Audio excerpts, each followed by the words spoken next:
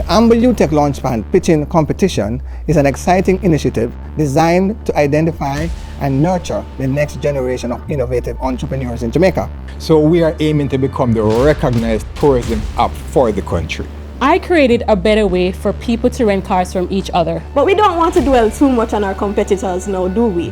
This competition brings together some of the brightest minds with groundbreaking ideas across various industries. We have a loyalty situation in Jamaica, we have a trust situation in Jamaica. right. How are we going to overcome all of that? This platform, what is it really doing?